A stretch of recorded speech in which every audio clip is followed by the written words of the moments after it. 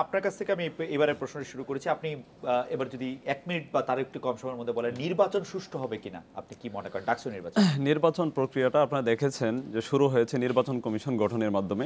নির্বাচন কমিশন গঠনটাই ত্রুটিপূর্ণ। যেমন সাদা দলের আপনার আওয়ামীপন্থী যে শিক্ষকদের যে নীল দল সেই নীল দলের মানে ১৩ জন কট্টরপন্থী ১৩ জন শিক্ষকের মাধ্যমে এই নির্বাচন কমিশন গঠিত হয়েছে। সুতরাং মানে প্রক্রিয়াটাই পুরোপুরি ত্রুটিপূর্ণ। তার পরবর্তীতে আমাদের মানে এক ছাত্রী উষা ৬-৭ সেশনের সে মাস্টার্সে ভর্তি আছে। তো মানে সে রিড করেছে আপনারা দেখেছেন ওই কোর্টে। ওই তার ছাত্রত্ব থাকা সত্ত্বেও প্রশাসনিক জটিলতা দেখিয়ে মানে তাকে ভোটার হতে বিরত রাখা হয়েছে। সে নির্বাচনী প্রক্রিয়ায় অংশগ্রহণ করতে ইচ্ছুক ছিল এবং আমার এক ছোট ভাই ওই শেখ মুজিবুর রহমান হলের যে মানে এজিএস ক্যান্ডিডেট ছিল।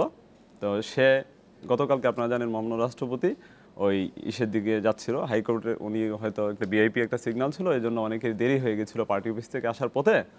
জাস্ট ৫ মিনিটের লেট হওয়ার কারণে ওই প্রশাসন থেকে মানে তাকে ফর্ম তুলতে দেয় নাই, হল থেকে ফর্ম তুলতে দেয়। নির্বাচন সুষ্ঠু হবে কিনা সেটা যদি আপনি বলেন। যে নির্বাচন আমি এখন পর্যন্ত যা দেখছি সবকিছু মানে সরকার দলীয় ছাত্র সংগঠন যেভাবে চাচ্ছে, যেমন বয়স সীমা নির্ধারণের যে বিষয়টা, এটা তো ছাত্র সংসদ নির্বাচন তো আসলে মানে কোনো জব না। মানে আমরা আসলে কম আপনি যদি বলেন নির্বাচন সুষ্ঠু হবে কিনা একটু বলেন, আপনার সময় শেষ হয়ে গেছে। আমি নির্বাচনের বিষয়ে একটা শঙ্কা থেকেই যায়। শঙ্কা থেকে যায়। জি জি। নুরুল হক। আসলে আমার কাছে এটা পুরোপুরি আমি ইয়েস নো কোশ্চেন হলে এভাবে উত্তর দিতে পারবো না। তবে আমি মনে করি যে উদ্বেগ উৎকণ্ঠা আশা দুটোই রয়েছে। তার মধ্যে আমি মনে করি এখানে যদি ঢাকা বিশ্ববিদ্যালয়ের প্রশাসন চায় যে তারা অবাধ সুষ্ঠু নিরপেক্ষ নির্বাচন করবে, তারা চাইলে পারে, এখন তাদের উপরে ডিপেন্ড করতেছে। আর তারা যে কাজগুলো এতদিন করতেছে তাতে আমরা পুরো আস্থা নাই, আস্থা অনাস্থা দুটোই রয়েছে। সেই জায়গাতে আমাদের মধ্যে শঙ্কা রয়েছে যে আসলে সুষ্ঠু হবে কিনা। তবে আমরা চেষ্টা করব যে এই নির্বাচনকে সুষ্ঠু করার জন্য ছাত্রদের যা করণীয় আমরা আমাদের জায়গা থেকে করে যাব।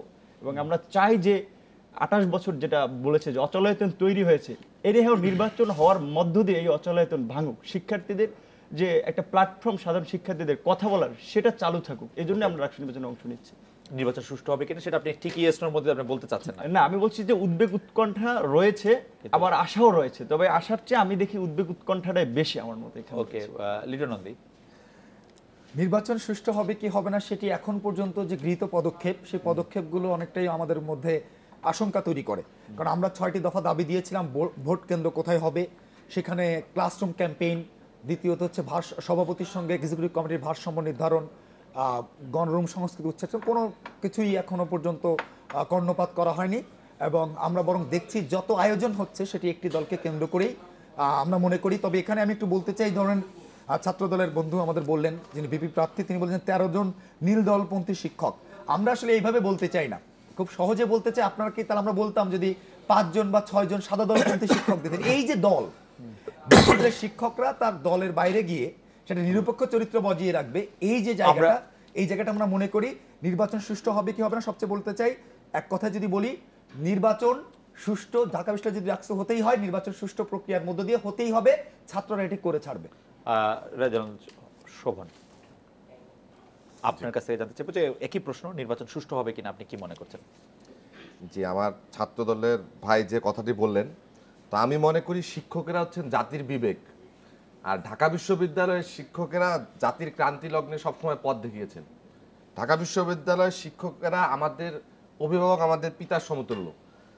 তাদের যে নীতি নৈতিকতা আছে সেই জায়গাটাতে নীল দল সাদা দল বলে কিন্তু আসলে ভাগ করা আমরা কিন্তু সাদা দলের শিক্ষকদের উপরে ছাত্রলীগের সদস্যদের আক্রমণ দেখেছি, আমরা আক্রমণ দেখেছি নীল দলের শিক্ষকদের উপর ছাত্র দলের আক্রমণের। সুতরাং এই কথা বলে মানে আমি ঢাকা বিশ্ববিদ্যালয়ের ছাত্র, আমি ৪০ বছর ধরে ঢাকা বিশ্ববিদ্যালয়ের ইতিহাস ফলো করি। সুতরাং না, বিশ্ববিদ্যালয়ের আমাদের যে ডাকসু নির্বাচন, এটা কিন্তু জাতীয় নির্বাচনের মতো না।